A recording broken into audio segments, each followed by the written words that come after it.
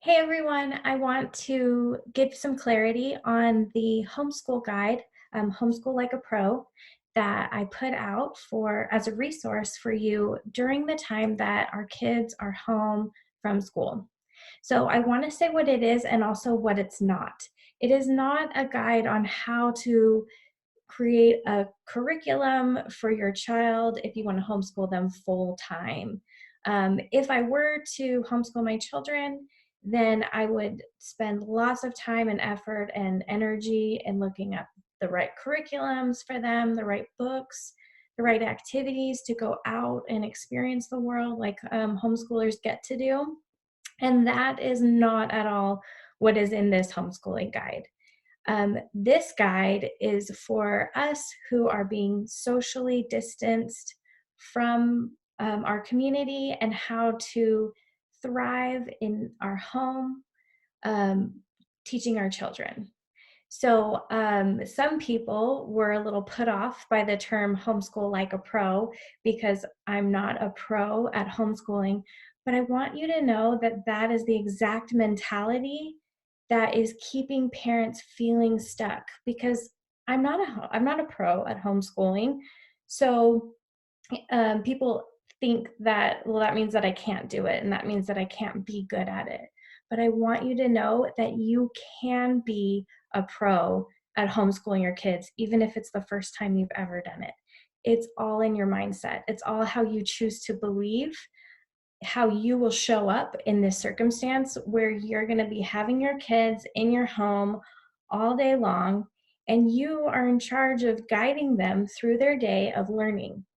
Now, there are tons of resources out there, and just by scrolling on Facebook, I'm seeing all these new things pop up, and I love it. I'm so happy that the community is coming together and that we're providing all these free resources for parents who didn't choose to homeschool their kids. You know, we love our teachers. My kids love going to school, and I love sending them there, but that's not an option right now. So I want to tell you about what I have created for you as a guide to help you get into a routine of having your kids at home. So I'll walk you through 4 steps. The first is, of course, mindset, because if we go into this with the wrong mindset, we're not going to get very good results. We're going to get the overwhelm, the stuck feeling that we create in our heads before anything ever happens in reality. So, we're going to talk about mindset. Then, we're going to have a family meeting. We're going to get together with our families and talk about concerns that we have and how we can answer any questions for our children. They don't really understand the gravity of the situation, but they see our reactions. So when we're full of anxiety and when we're overwhelmed, they're going to feel that as well. So I'm not saying to not feel anxiety and to not be overwhelmed. Don't repress the emotion. Let your kids know that it's okay and it's normal to be feeling those feelings, but that we can overcome them. There is another side to the anxiety, that we can actually access peace and calmness in this situation. And it's not going to happen all the time. We're not going to be in a continual state of nirvana, right? It's just, I'm feeling the pressure and the anxiety just as much as everyone else is, but I'm processing it and I'm allowing it and I'm letting it flow through my body and not holding it in to, the point where I blow up, right? And not to say that I haven't blown up, because I actually have blown up, but I understand that that's part of the human experience. That's part of why we're here as humans, to experience good and bad. And we need to teach our children that. So in this meeting that you'll be holding, you will explain to them how to process their emotions.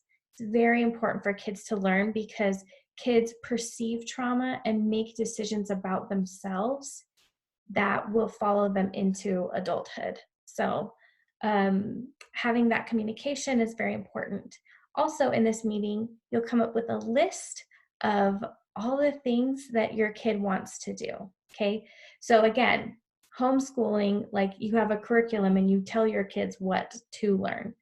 But temporary homeschool world, we're going to let the kids do what they want to do, learn what they want to learn. They want to learn so much. There's so many resources out there and so many fun ways to engage in learning.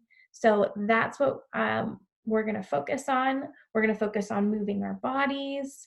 We're going to focus on cleaning, because with them being in the home more, there's going to be more messes. And so we're going to clean up those messes together and have fun with it.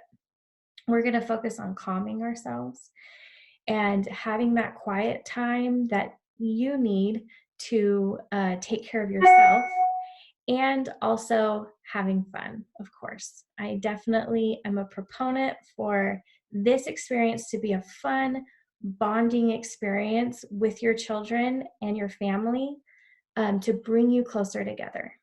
So there's a lot of good that can come from this if we only will look at it with the right perspective.